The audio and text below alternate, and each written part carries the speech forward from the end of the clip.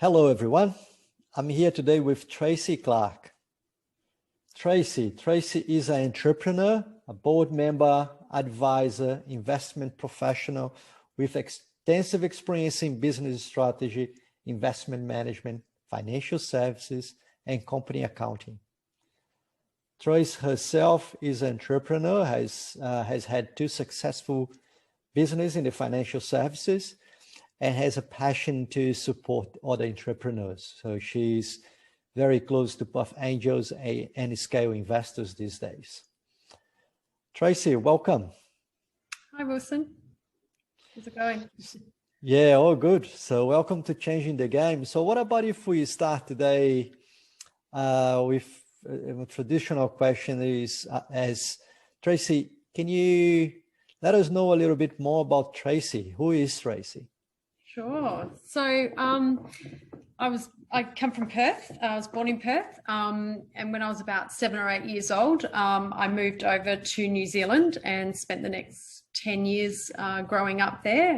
Absolutely beautiful place to grow up. I came back to Perth when I was about 18, went to uni, studied accounting and business law, and moved into accounting roles at the Hyatt Hotel and then Accor Asia Pacific Group. Then I moved over to the fishing industry actually and spent another 6 years in accounting at the MG Kalis Group, which was good fun.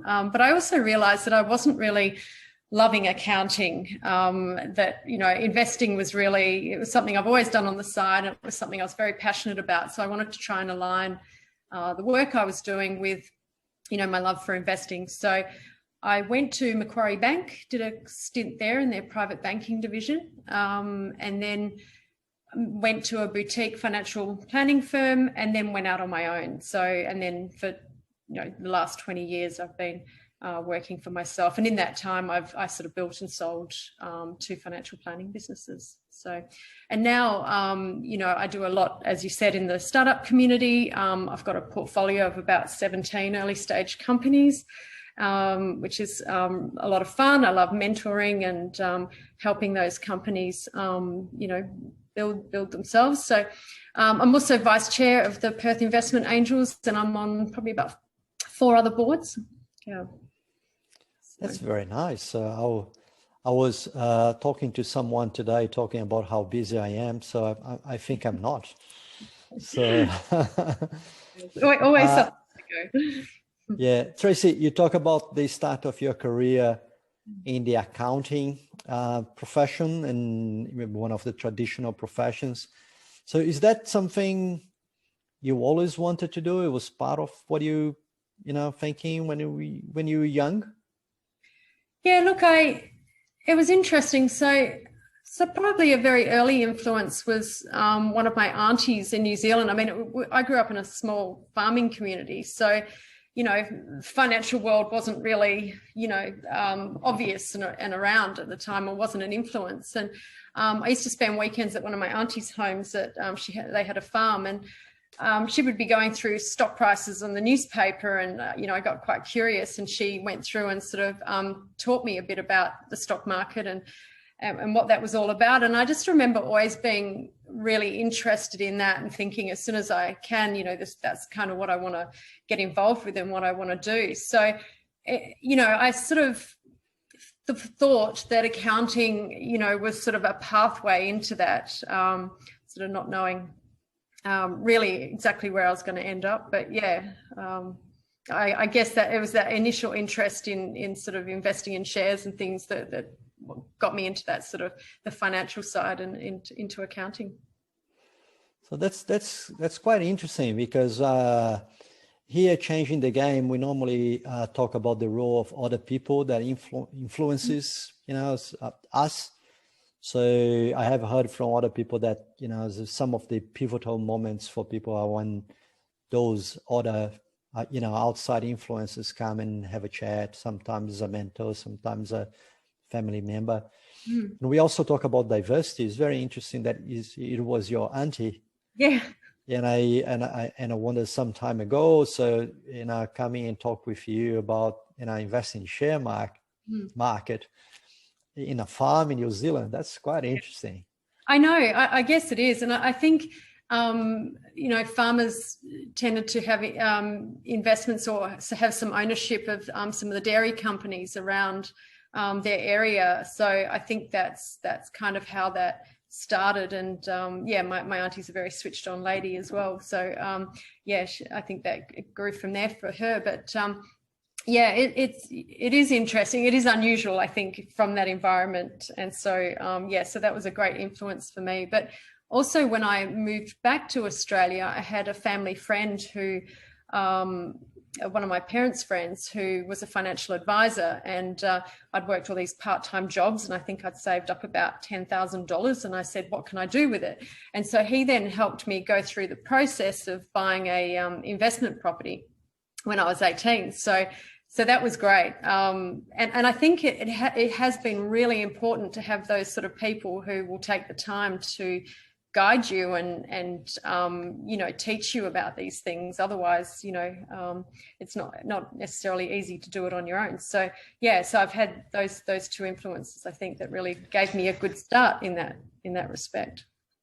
Very nice, very nice. So in the conversations that I'm having with other people, there is a big recognition of the privileges we have, and sometimes we don't know where these people come from, isn't it? It's just a privilege to have them in our journey. You mentioned then that you start your career in a corporate career, in accounting jobs, and one firm here, one firm there, but something was actually driving you to do your own stuff. So do you remember of when that actually become more reality, when you knew instead of being a corporate employee, to become an entrepreneur?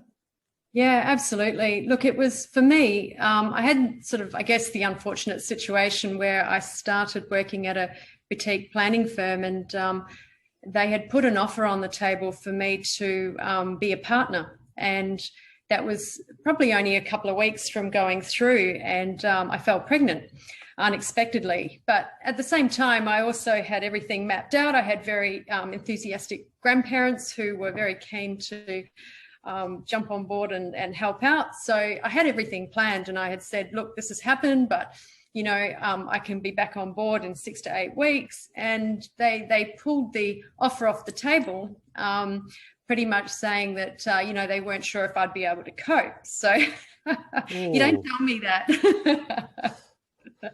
So that was kind of the push I needed, to go, right, guys, I'm out of here. I'm going to start my own thing. So, it's in some ways it was actually, a good thing that, I sort of had that push to go and say, well, and I started my business when my son was only 6 to 8 weeks. So I guess probably should have given myself some more time, but at the same time, I felt like I had something to prove. So that's incredible. So what I'm hearing is you got a offer to become a partner in an accounting firm or in a business firm. Yeah. And then they actually pull that offer out because you're expecting your baby. Yes, that's right.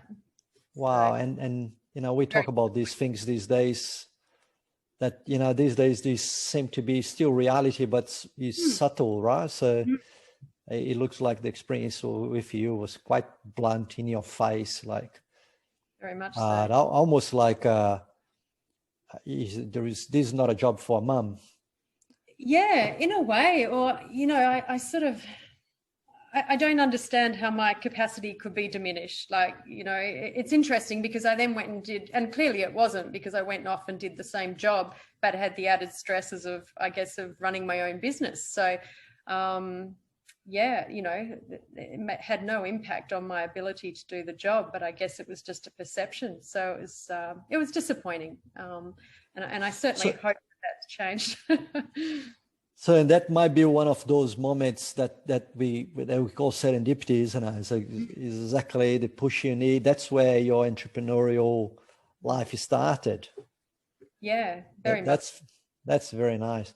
So, I think I know you in more recent years, you more as an investor than an entrepreneur. You did mention that you have you 17 companies in the portfolio of companies you manage. That's nice for everyone that is listening. That's a good example of what we call the theory of portfolio. So you invest in different companies to be able to diversify. Tracie, do you have any particular criteria when you're looking for companies that are needing an investor and looking for help? Do you have any specific criteria in terms of how you choose where to invest? Yeah, so I think one of the main things I look for, which is fairly obvious, is do I think they've got a product that customers want? And whether there's a market for it, whether customers are willing to pay for it. Some market and customer validation. Then I think secondly, it's around the team. Who are these people passionate? Do they have they got a pathway to market? Do they understand how they're going to get this product to market, how to run a business, and if they are lacking skills, do they have the awareness that of the skills they're missing and that they can bring in? There's a lot of things, but the team is really important. You want a team that's cohesive and will work together well, open to mentoring. So there's a few things there, but. So it's interesting that I have been hearing that a lot, that when we talk about innovation in startups and this ecosystem, so there is even a exaggeration that people say that the founders are the most important thing, and as much sometimes more important than the idea itself, because if they are the right founders, they may fail once in one idea, but they will go for a next idea. Yeah, and that's a bit of what we've been hearing in that sort of market. Tracie, you might have stories of startups or your own experiences that didn't work out. Can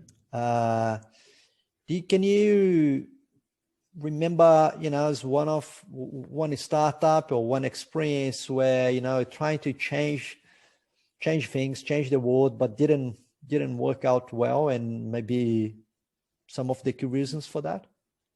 Yeah, I certainly do. So there's one in particular. To be honest, I haven't had too many that have fallen over. Perhaps it's a bit early, but so the first one had a really dynamic founder. The business was growing very fast. She took on capital of about $1 million quite quickly. People were very enthusiastic about the business. I think what happened is they tried to expand a bit too fast. There was founder burnout. I think she was doing too much, because it can be pretty exhausting, being a founder. And so really, I think, there was a case of founder burnout. Some of the ideas that they had when applying the capital didn't turn out as expected, which was unfortunate. And so the business, but what was interesting is because we invested via an angel group, we were able to get a group of angels together to work out, okay, what can we do to help? And so we put together, we got a new CEO in and got the business into a position where we could then, we sold it, we sold it at a much lower value, but essentially the business is still alive. So that's probably, a really good way of sort of showing how having the right investors also can, and investing with a group can also be quite helpful in those situations. I find that founders quite often go very quiet when things, aren't going well, and they don't give you the updates that they used to be giving and things like that. And that always worries me a little bit, because that they're probably under stress and don't want to tell you bad news, but it's exactly that time when they should be reaching out, because, you know, their investors have a massive network and, you know, have the resources to be able to potentially pull you out of it or help out. So yeah, I think that's probably the best example that I've had. We've had another one who's about to go through a sale, and probably at the price that we invested in. So I mean, I wouldn't call that a success or a failure, I guess, but yeah, they're probably the only two out of the 17, I guess, that, yeah. It's interesting in saying that there are a couple of things that you mentioned that are quite particularly relevant for me. Well, you talk about burnout. And the other day I shared a story about my own burnout when I, you know, founded a company and had a goal and, you know, very nice growth, but it got to a point where working 20 hours a day wasn't, you know, taking myself anywhere better. And interesting, you mentioned in the role of the investors, and particularly, you know, angel investors that are more close to the business and more interested in the business, that, you know, they have the capabilities and the capacity to come along and give a hand. So you know, that's very good. So you did mention the word she. So how is what have you seen? Because one of the things we're interested in the diversity sort of area as well. So how much have you seen in your portfolio, or even in the companies that you're seeing around, the number of female founders or diverse founders coming along? Yeah, I think because it's of particular interest to me, and I'm also a member of Scale Investors in Melbourne, who invest only in female founders. You know, it's a particular area of interest. So is Scale Investor is a angel investing group that only invests in female founders? Correct. Yeah. That's quite interesting. Yeah. Okay. So I guess, you know, probably more than 50% of my portfolio would be female founders, which is, you know, probably unusual. And I think Perth Angels as well have done very well in terms of investing in female founders. I know that we've done, I think it was last year that we did 50-50 male female, which is great. But I think that the stats around the rest of the country aren't quite as good as that generally. But yeah, no, I think, yeah, for me, because it's a focus of mine, I find that, yeah, I've got quite a high ratio of female founders. And they happen to be, I think, out of my top 5 investments, 4 of them are female founders that are going, you know, doing fantastic things. So, yeah, very successful. So how you see, if part of the audience of this talk are young girls that are looking for to be entrepreneur, to innovate, to do, you know, to go in this journey of changing the game. So would you have any particular advice or suggestion or something that could help them in the journey? Yeah, I think one of the great things is that there are so many more resources available out there now. There's some really good accelerator programs, incubators, where you can go apply and start to develop some ideas within those programs, and then often get financial support as well. So I know there's also been some government grants that have been great, supporting female businesses. So, you know, there is a lot more resources out there now. So I would say, you know, if you've got an idea that you want to start to develop and you're not sure exactly how to go about it, I would look at, you know, joining one of those incubators. The other thing is as well is just start to maybe go to some more seminars and things within the startup community, because there's a lot of, you know, every week there's a couple of events on around starting companies and and so on. So, start to get involved in the startup community, sign into an accelerator program, see if you can get a mentor as well, someone who's done it before. And because you'll find that a lot of people who are in the startup community, they're all there to help generally. Very, very helpful. And a lot of them are there to encourage new ideas and new businesses coming through. So there's usually a lot of support there. And don't be afraid, just have courage. What have you got to lose? Give it a go. So I think courage is something that you did have. So Tracie, what would you say for the younger Tracie? Would you do anything different? Would I do anything different? Probably not. I think I've been quite happy with how things have, turned out, and I certainly enjoy what I'm doing now. So, and that's all been a pathway to that. So, I think I wouldn't be doing too much differently. I think accounting has given me a very good background. And so is financial services as well, particularly in one thing you've got to be very careful of in this investing in this sector is making sure you understand the benefit of diversification and not putting too much of your funds into startups, because they are very illiquid, very risky. So really you kind of have to have some rules around that. I do often break those rules, but I try. Very nice. And what about the future? What are you focusing now? What are you interested in? Gonna keep investing. So how that looks like? Yeah, I'm actually working on a few things. One is a venture capital fund that I think would do really well. Also, I've started to move a little bit more into film production, which has been interesting. So I've got a couple of little projects there.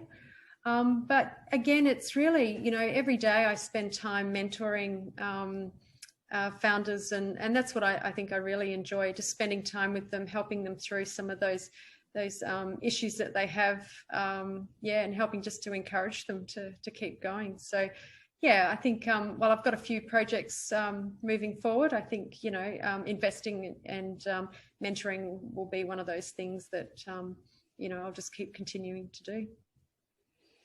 Very nice. Good to hear, and good luck with those. So Tracie, if someone want to reach out, so do you have a LinkedIn profile, to have a way of people to be able to contact you? I do have a LinkedIn profile. It's a bit limited, and I do try to check it, but it's but you can contact me through that. Okay. It might take a little while. So look, I love your story. So we're talking about changing the game. We talk about innovation, talking about education, talking about diversity. So and he kind of he embodies that. So you talk to us about your upbringing. Awesome story about your auntie putting yourself into finance. Unexpected, I guess, in the or untraditional, I would say. So then you're facing, as a professional, challenges with, versus motherhood and being challenged, whether that was for you or not, and you proved to be courageous and take the avenue to actually prove them wrong, I guess, and give you sort of a little bit of serendipity there, giving you that sort of extra motivation for you to go then and prove you could do it. That's a very nice story. So I appreciate, thank you very much for sharing those stories with us. And now look, I hope that we continue to work together and be together in changing the game. Yeah, fantastic. Thanks, Wilson. Appreciate the time. No worries. Thank you. Great. See ya.